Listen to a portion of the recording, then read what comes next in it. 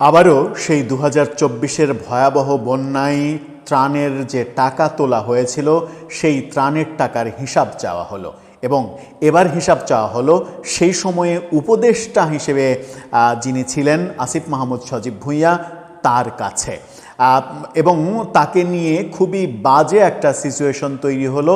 এনসিপির সংবাদ সম্মেলনকে কেন্দ্র করে জুলাই যোদ্ধা দাবি করে একজন রীতিমতো হামলে পড়লেন, ত্রাণের টাকা মেরে খাওয়ার অভিযোগ করলেন এবং সেই ঘটনা গণমাধ্যম সামাজিক যোগাযোগ মাধ্যমে ভাইরাল হয়ে গেল। এতদিনেও ২০২৪-এর শেখ হাসিনা পতনের পরপরই যে ভয়াবহ বন্যা আমরা দেখেছি ফেনী অঞ্চলে, সেই বন্যায় কোটি কোটি টাকা ত্রাণের সাহায্যের জন্য জনগণ দিয়েছিল। টিএসসিতে ত্রাণের টাকা সংগ্রহের দ্বার মানে দোকান খোলা হয়েছিল, সেই দোকানে প্রচুর টাকা জমা পড়েছিল, কিন্তু সেই টাকা বন্যার্তদের দেয়া হয়নি। পরবর্তীতে নানাভাবে মানে এনসিপির নেতারা, তখন তো এনসিপি হয়নি, এনসিপির যারা এখন মুখ্য নেতা তারাই তো ওই কাজগুলো করেছেন, তারা বলেছেন যে এই টাকা নাকি তারা সরকারকে দিয়েছেন। তো আপনারা বন্যার জন্য টাকা তুললেন, ত্রাণ যারা বন্যায় ক্ষতিগ্রস্ত তাদেরকে ত্রাণ না দিয়ে সরকারকে জমা দিলেন, সরকার সেই টাকা কাজে লাগালো কি লাগালো না কোনো ধরনের কোনো হিসাব নেই। তাহলে ত্রাণের নামে সেই টাকাটা তুললেন কেন? ত্রাণের নামে মানে ফেনী কিংবা ওই অঞ্চলের মানুষকে সহযোগিতা করার জন্যই তো মানুষ ছুটে গেছে। কেউ ৫০,০০০, ১ লাখ টাকা আরও বেশি মানে দেদারসে দিয়েছে মানবিক কারণে, কিন্তু সেই টাকা আপনারা ক্ষতিগ্রস্তদের দেননি কিংবা দিতে পারেননি কিংবা দিতে চাননি। অনেকে অভিযোগ করেন সেই টাকা তছরুপাত করা হয়েছে, সেই টাকার সঠিক হিসাব দেয়া হয়নি। যে কয়েকটি টাকার হিসাব দেয়া হয়েছিল সেই মাত্র মানে এই ১০-১২ কোটি টাকা ওখানে উঠেছে, এটা কেউ বিশ্বাস করতে চায়নি। এরকম আলোচনা অভিযোগ অনেক দিন থেকেই ছিল। এবার আসিফ মাহমুদ সজীব ভুঁইয়াকে নিয়ে যে ঘটনা ঘটলো এনসিপির সংবাদ সম্মেলনে, সেটা এনসিপির জন্য, আসিফ মাহমুদ সজীব ভুঁইয়ার জন্য কিংবা জুলাই যোদ্ধাদের জন্য একেবারে কি বলবো, জঘন্য রকমের অপমানজনক একটা ঘটনা। কি ঘটলো আজকে চলুন একটু জেনে দেখি গণমাধ্যম কি বলছে, কেন এই ঘটনাটা ঘটলো, ত্রাণের টাকার আদৌ কোনো খবর আমরা জানি কি না। থাকবেন পলিটিক্স টিভির নিয়মিত আয়োজনে।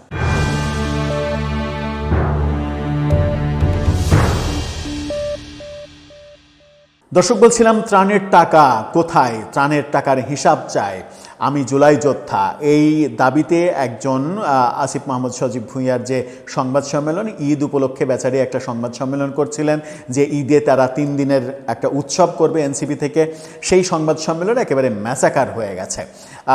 যদিও বারবার জানতে চাইলেও আসিফ মাহমুদ সজীব ভুঁইয়া তার কোনো উত্তর সেখানে দেননি।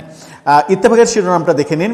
ইত্তেফাক বলছে, বন্যার টাকার হিসাব চেয়ে হট্টগোল তোপের মুখে আসিফ মাহমুদ। প্রচণ্ড হট্টগোল হয়েছে এবং ইত্তেফাক সেই ঘটনার ভিডিও পর্যন্ত প্রচার করেছে, লাইভ প্রচার করেছে, পরবর্তীতে ভিডিও ভাইরাল হয়ে গেছে বিভিন্ন গণমাধ্যমের ভিডিও। সেখানে বলা হচ্ছে, বিদায়ী অন্তর্বর্তী সরকারের সাবেক উপদেষ্টা আসিফ মাহমুদ সজীব ভুঁইয়ার কাছে বন্যার টাকার হিসাব চেয়েছেন এক ব্যক্তি, এ নিয়ে হট্টগোল বেঁধে যায়। বিকেলে এনসিপির পক্ষ থেকে পবিত্র ঈদ উল ফিতরের আয়োজন নিয়ে করা সংবাদ সম্মেলনকে ঘিরে এই ঘটনা ঘটে। সংবাদ সম্মেলনে এনসিপির মুখপাত্র আসিফ মাহমুদ বক্তব্য রাখেন। এই ঘটনার একটি ভিডিও সামাজিক যোগাযোগ মাধ্যমে ভাইরাল হয়। ওই ভিডিওতে দেখা যায় সংবাদ সম্মেলন শেষ করে চলে যাচ্ছিলেন এনসিপি নেতা আসিফ মাহমুদ। এমন সময় সামনে থেকে এক ব্যক্তি আসিফ মাহমুদকে প্রশ্ন করতে শুরু করেন। তিনি বলেন, আপনাদের কাছে বন্যার যে টাকাগুলো দেয়া হয়েছিল সেই টাকাগুলোর কি হিসাব এখন পাওয়া যাবে? বন্যার টাকা তো ফান্ডে দেওয়া হয়েছিল, সেই টাকাগুলো কোথায়? ভিডিওতে এ নিয়ে আসিফ মাহমুদের কোনো জবাব পাওয়া যায়নি। এ সময় ঘটনাস্থলে ওই ব্যক্তিকে নিয়ে হট্টগোল শুরু হয়। সাংবাদিকরা তার পরিচয় জানতে চাইলে তিনি নিজেকে জুলাই যোদ্ধা দাবি করেন। হট্টগোলের মধ্যে প্রশ্নকারী আসিফ মাহমুদকে সন্ত্রাস ও মববাজ বলতে থাকেন। সন্ত্রাসী, মববাজ এটা বলতে থাকেন। এটা তার জন্য খুবই অপমানজনক। তিনি বলেন, বন্যার টাকা কোথায় গেছে সেটা কি আমি জানতে চাইতে পারি না? উনি কোটি টাকার গাড়িতে চড়েন, এই টাকা কই থেকে আসে? অর্থাৎ আসিফ মাহমুদ সজীব ভুঁইয়া যে কোটি টাকার গাড়িতে চড়েন, সেই টাকার উৎসটা কোথায়, কোথায় পেলেন সেই টাকা, সেই প্রশ্ন করেছেন তিনি।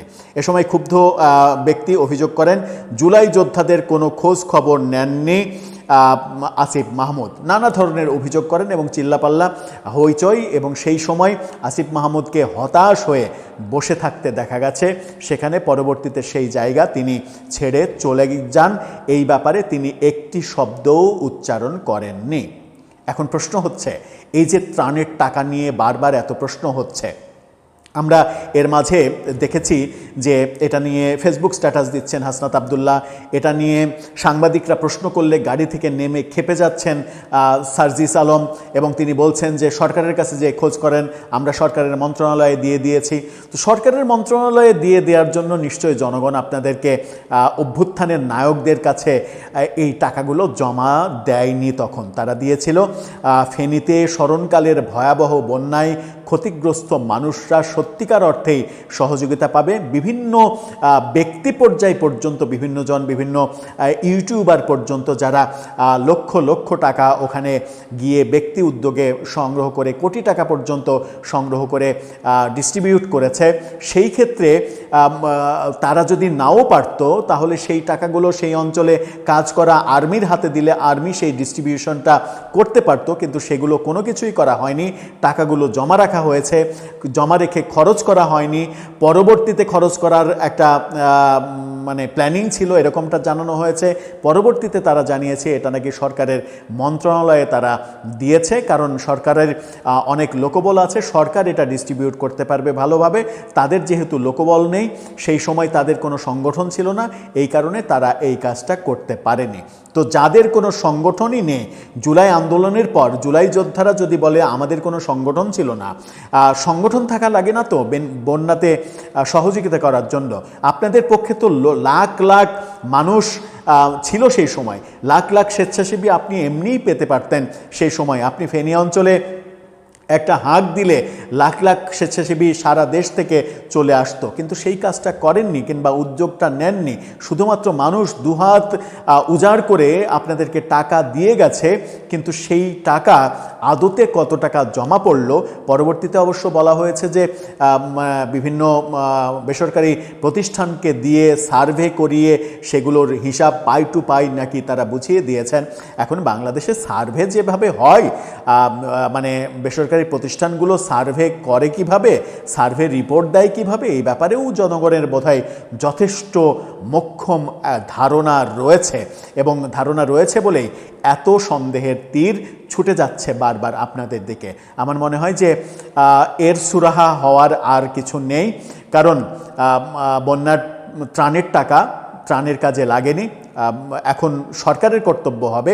এর আগে প্রফেসর ইউনূস সরকার ছিল, যা দাবি করা হয়েছে সেগুলো নিয়ে তারা চুপচাপ থেকেছে।